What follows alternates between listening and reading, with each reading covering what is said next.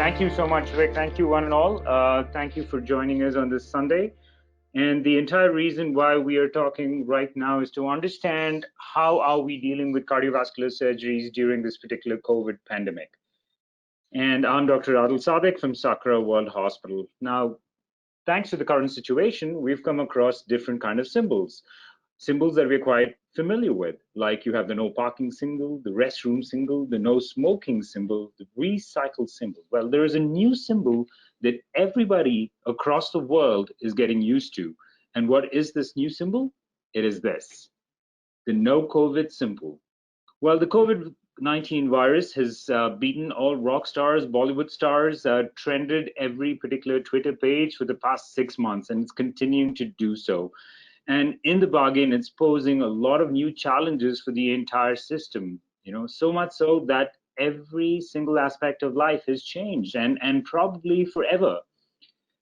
This is as of yesterday, the COVID data. Everybody's been looking at these spikes, and the onward spike in India is quite concerning. More and more of our population is going to get infected as the day comes. There is no sign of ebbing. Looking at Bangalore in particular, what we saw in April and May was nothing, and what we're seeing is the real red. Bangalore, unfortunately, has the the infamous distinction of probably being the city with the highest number of cases in a day, and I think it's a matter of 10 or 11 days that it's going to overtake Delhi as well as the metro with the highest number of cases across India, and it's going to be one of the top cities across the world as well. But this is not a good distinction for us to have, because it's making all of us relearn everything, whether it's physicians, like many of you across, or healthcare systems or healthcare providers. We've needed to understand it, we've needed to look at it in a different way and provide care for our patients. Well, in cardiothoracic surgery, there are two main critical issues that are emerging, and I would like to talk about these two particular issues now, because it talks about, one, whether we need to do surgery now or whenever the COVID pandemic goes, or somewhere in between. And if we do opt to go in for a surgery now, what is the risk of exposing patients to COVID-19 during the hospitalization? Well, the basic principle about any particular surgical program is, one, to protect the patient, and two, protect the healthcare team, and in the bargain, preserve the values and resources of the institution and society so that more and more patients can be helped as time goes on. So to understand the situation, what we've done across the world, the whole Society of Cardiothoracic Surgeons have done a particular formulation called the tier formulation. We divide the inpatient COVID load into 3 tiers, tier 1, tier 2, tier 3, and depending on which tier we fall into, there is a reduction in the number of cases that we need to do. For example, if the inpatient COVID load is close to 80%, there has to be a marked reduction in operational capacity. In the months of April, May, and June, we were in the earlier tier 1, but now we're in tier 2, which by government orders in the state of Karnataka, every private hospital as well has to have at least minimum 50% of its beds allocated to inpatient COVIDs. So going by that, the different kind of cases that can be done in a tier 1, in a tier 2, and tier 3. This is a very, very busy slide which talks about what patients we can do and what patients we cannot do. Specifically, this is for tier 2 and this is for tier 3. I've kind of summarized this and try to understand where are we at present. So in the months of April to June, many of our patients, when we're having only a 0 to 25% increase in capacity, while the whole system was still gearing up with N95s, PPE kits, and the likes like that, we were fortunate to have a lot of input and a lot of support from our management, as well as our system and our sister hospitals in Japan, where we had close to 5,000 PPEs shipped to us even when the airport was closed in the month of April. So because of that, we were able to do a lot of cases who required surgery without delaying them. And the cases that we did at that time included those with critical left mains, severe aortic stenosis, or people who were already admitted in hospital and there was no way they could be discharged home without a cardiac surgery. What's important to know is what has happened in the past 2 months. although the number of cases in Bangalore has been increasing, and although the number of people who are testing positive is on the rise, we've been able to ramp up to phase 2 to increase 50% capacity of what we were doing in the earlier months. What does this mean? This means that we have enough number of PPE, we have enough number of trained personnel, we have enough number of N95 masks, our systems are oil greased, and we're able to do more patients than we did a couple of months ago. And what are these kind of patients? We need to continue to prioritize the patients who have the survival benefit, which means if we have two set of patients, one of them has a severe, say, symptomatic aortic stenosis, and the other one has moderate aortic stenosis or, say, severe mitral regurgitation, obviously the one with severe symptomatic aortic stenosis gets the priority to go in for surgery, even if there is a COVID situation going on. The simple reason being is the risk of sudden death with severe symptomatic aortic stenosis is 12% per person per year, whereas the probability curve of the general population having COVID and having a negative outcome is around 2.6%. So if you look vis-a-vis both of them, it is always easier, better, and has a survival benefit for the patient with severe symptomatic aortic stenosis to go in for surgery even under these conditions. Similarly, if you look at patients with bypass surgeries, patients who require a bypass surgery who have a left main coronary artery disease or who have severe left main equivalent, have low depressed ejection fraction, anything less than 50%, all of these patients are patients who are not going to do well if they wait with or without the pandemic situation. And therefore, they have a big survival advantage if we go in for surgery. Third thing is a patient who has any kind of an aneurysm, an aortic aneurysm with a size that's more than 6 centimeters, or even anything more than 5 centimeters, but is rapidly growing and has or even is asymptomatic. These are the patients that have a high risk for rupture, high risk for aortic dissection, and a very high morbidity and mortality if left unoperated. So these are the patients who need to go in for surgery early. Anybody who's diagnosed with a cardiac tumor like an LA myxoma, an RA myxoma, or some kind of an embolization that's acute, all these patients need to go in for surgery. So what are the kind of patients that we actually can wait on as of today in the Bangalore COVID situations? Somebody who's got an ASD without severe pulmonary hypertension, somebody who's got a child who's got probably a VSD, a young adult who's got a VSD without severe pulmonary hypertension, somebody who's got very stable, non-critical coronary artery disease, are patients that we can wait on for probably 2 or 3 months and make sure that they don't have symptoms. And unfortunately, if they do have symptoms on minimal exertion, which is within their house nowadays, then these patients need to fall into the ramped up capacity and need to come in for surgery. Patients with moderate to severe mitral regurgitation without any symptoms, or severe mitral regurgitation without compromise of the ejection fraction of the heart or without compromise of any symptoms can wait. But all the other patients that we mentioned out there, a large majority of patients, especially those with coronary artery disease, critical left main disease, they need to come into surgery in the hospital, even at this situation. And hopefully in the months of October and November, as our inpatient services keep ramping up at SACRA and the normalcy of these services prioritize the kind of patients that go in on the wait list, slowly, I think by the month of November or December, even the patients that we've been holding on, patients with an ASD or a PFO surgery or severe mitral regurgitation without symptoms, all of them who fall into the elective cardiac surgery list, all of them should be able to come in for surgery from November onwards. But as of now, these are the patients that we'd like to wait on because the risk of waiting is lesser than the risk of them being exposed to COVID-19, no matter where it is, whether it's the hospital or a restaurant. I always keep telling my family that probably I am safer from COVID-19 when I'm in the hospital than when I'm outside grocery shopping. And that's so true because in a hospital, especially like SACRA, everybody is screened not just by a thermal scan, but also by a history and other services before they come in into the main hospital lobby.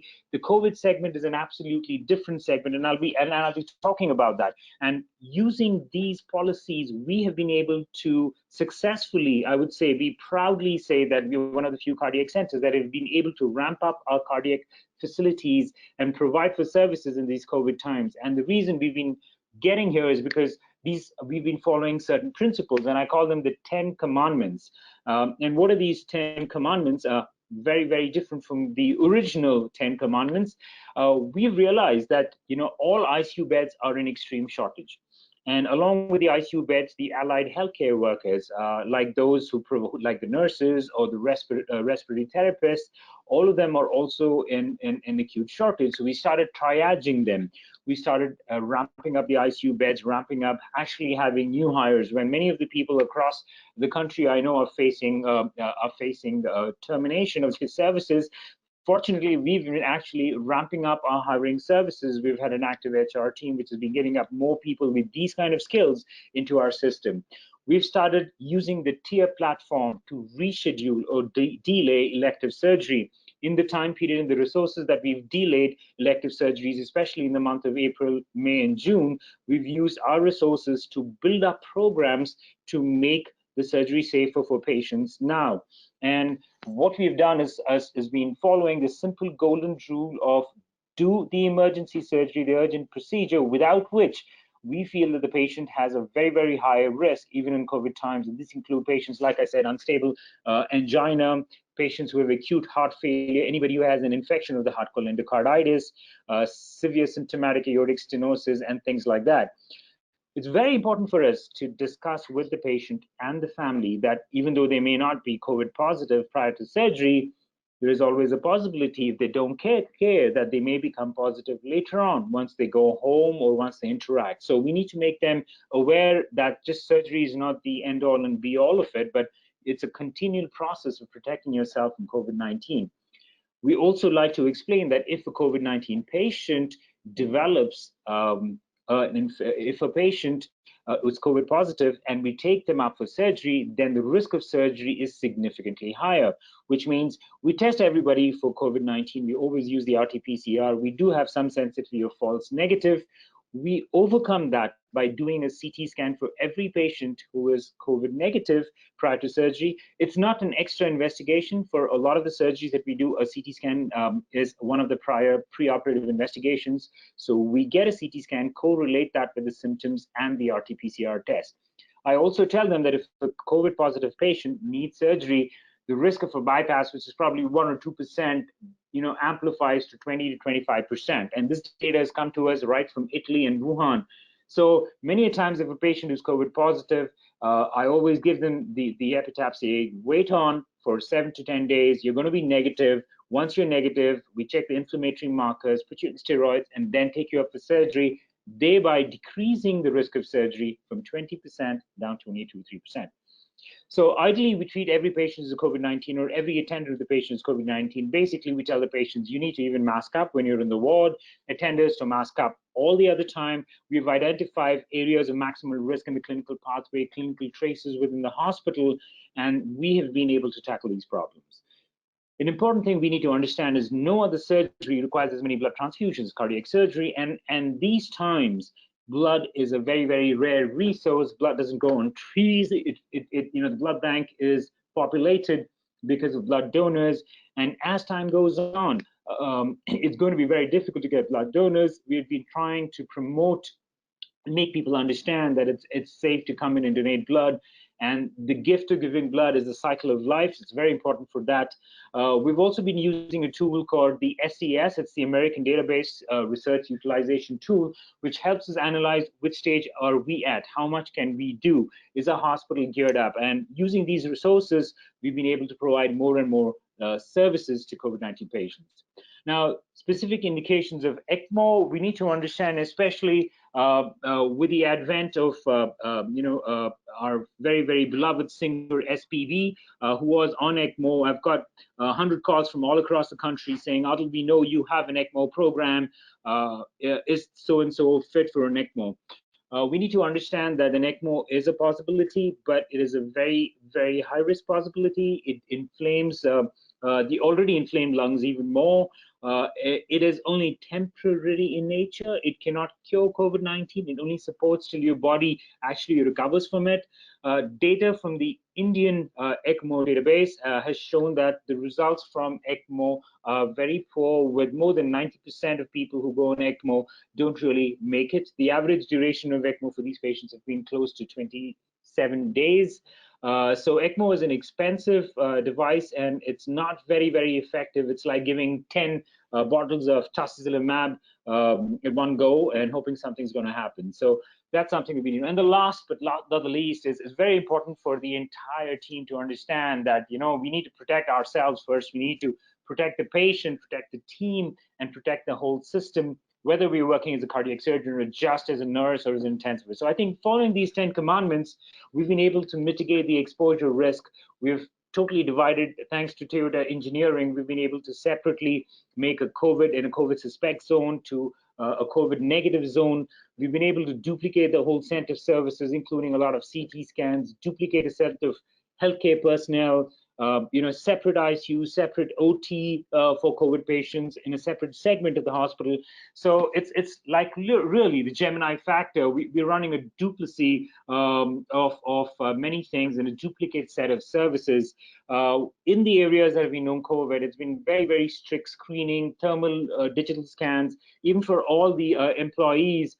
We have an automatic detector. You walk in it, and the cameras installed, effectively identify the employees. They punch in for you, check your temperature, check whether there's a mask, and if there is any non-compliance at any point of time, the human resources department is given one particular thing. And the same thing we're trying to do with a lot of patients. We're doing that right now for all our healthcare workers who are on our list. But I think the basic guidelines remain, whether you're in a hospital, whether you're grocery shopping, or you're going out anywhere. Always have a mask. A mask and shield in tandem is a good. Just the shield alone doesn't work. Just the mask is not very effective. The mask and shield together has some amount of reasonable protection, sanitization, and avoid universal precautions of any time where there's an aerosol generating procedure. So another question that I've been asked by a lot of my patients and a lot of the physicians who refer cases to us is, does the kind of procedure we choose affect the outcome in COVID times? And the answer to that is yes, it does. But how does it do? So obviously, we know that the longer the exposure risk, the greater is the chance of getting COVID. So what about a procedure that has a short hospital stay, one that overall minimizes infection? If we have lesser need for a blood transfusion, less immunity suppression, less blood loss, if a procedure has a less inflammatory reaction, and we can avoid the whole cardiopulmonary bypass, the open heart circuit, we are actually achieving that. And believe it or not, what fits the bill?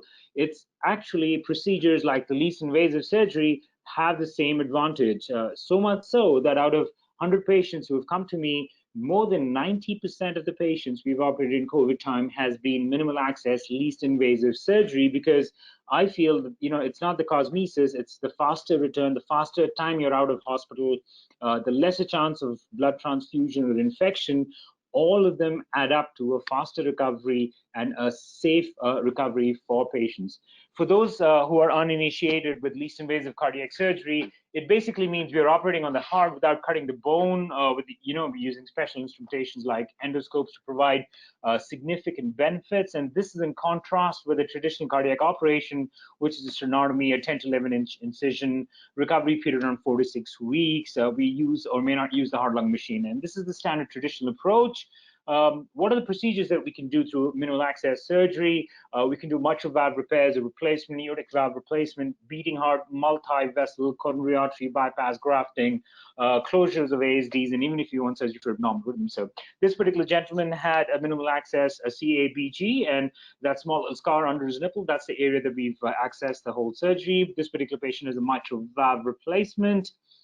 This particular person had a 2-inch ASD closure, endoscopic, mini mitral repair, 6-foot gentleman having an aortic valve replacement. So obviously the approach to keyhole surgeries has been through small incisions and through specific instrumentation that enables us to have a better visualization, less blood loss because of endoscopic guided precision. So what are the kind of procedures that we've been doing here? And just a small video. For those, I do believe that there are a couple of non-physicians as well on this, and I excuse the goriness of the video. So this is a minimal access surgery, and that's a beating heart minimal access surgery that's done. And we've chosen this particular part because a lot of patients can see it. Many people ask me how many bypasses can we do? We can do up to 5 bypasses right now. And here you can see a sequential bypass of a vein graft with the Lima to LAD bypass as well. So that's again. So we can have different kinds of bypasses, and while the heart is beating without cutting any bone with minimal traction, we can perform beating heart surgery. A very important adjunct to any kind of bypass surgery is the harvest of conduits. Now, traditionally, we've used 40-inch, even now, 99% of the country uses a 40-inch cut to excise the vein. Well, we don't need to do that. For the past 13 years, we've been using endoscopes and microendoscopes and kind of thermal energy to dissect the veins and divide the branches, and very safely, with very, very minimal blood loss, harvest these conduits. So here you can see the particular vein and the branches of the vein. I'm using a thermal micro probe to actually divide the branches and harvest the vein. Same thing can be applied to radial artery harvesting. I'm proud to say we are one of 2 units in the country that actually provide routinely endoscopic radial artery harvesting. That's a radial artery in the center of the camera. A micro probe again goes in out there, and we use thermal energy. Sometimes we even use sound energy to divide the branches. As you can see, the whole field is bloodless, and the visibility is fantastic. Everybody in the room can see what is going on, and this enables us to even provide good arterial grafts for our patients. This is minimal access aortic valve replacement. That's the aortic valve that's being connected out. The aortic valve is excised right now in this video, and this is a mechanical aortic valve that is being placed into the heart. And it's, we don't really enter the heart, but we enter the aorta through which we access the aortic valve. This particular video is of minimal access mitral valve replacement. As you can see, everything is done endoscopically. This is the mitral valve, which has a severe leak. I'm injecting saline, which is coming out. What we did in this particular patient, he had an infection on one of the leaflets of the mitral valve, and we've replaced it with a tissue valve. This patient had severe mitral regurgitation, but it was a valve that was good for repair. So again, done endoscopically, minimally invasive. It's a very bloodless field, as you can see, and I can see right into the papillary muscles of the left ventricle with the camera, and I'm putting artificial chordae. I'm placing a ring. I'm testing it with saline, and that's a smiley face of the mitral valve that we'd like to see, and that brings a smile on the face of the surgeons and the entire surgical team. So much so for the different kinds of mitral valves. This is a patient who had severe hypertension with aortic stenosis, with an ASD, I'm sorry. And this was done a month ago, severe pulmonary hypertension, and we were able to close the atrial septal defect, minimally invasive. Through that, we also repaired the tricuspid valve for her through this particular incision. Now, this was one particular patient who had severe pulmonary hypertension with a bidirectional flow, which means the blood was going both ways. And we knew that delaying the surgery even by 3 or 4 months could make this patient who was borderline operable to become inoperable. As you see, no fingers enter the chest cavity. Everything is done through micro instruments. And, my perfusions, my anesthetists love it because they see everything that's going on in the field. So just another question, does it apply to all kinds of surgeries? That is, minimal access surgery, can we do it for different kinds of surgeries? Can we do it for, is it the principles hold good for, say, laparoscopic surgery of the abdomen, the gallbladder? Yes, absolutely. Anything that has a minimal stay in the hospital, anything that minimizes blood loss is a good kind of surgery in the COVID times. And so much so that it also applies to thoracic surgery, which I just briefly update you about. Traditional thoracic operations require a 10 to 12 minute incision. The recovery is around 3 to 4 weeks, and it's a pretty morbid condition that we have. That's how a traditional approach is. Well, that's all changed with the minimally invasive video-assisted thoracoscopic surgery, because we can operate on the lung with just 1 or 2, sometimes 3 incisions, using robots or endoscopes to provide significant benefits that I spoke to you about. And this is how a patient looks after a VATS surgery. one of the accession ports is used to place an ICD.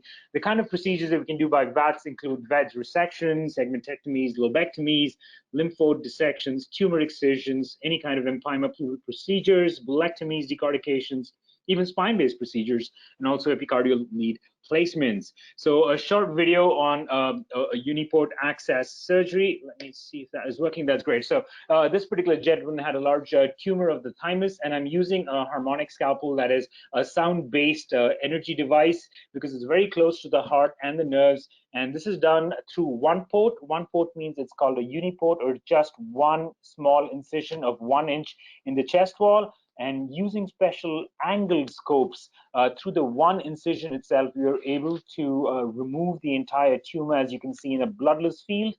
And once we remove it, I'm able to put it in a specific tumor bag and remove it from that one particular hole. So in conclusion, I would like to say that whether we like it or not, COVID-19 is going on across the country.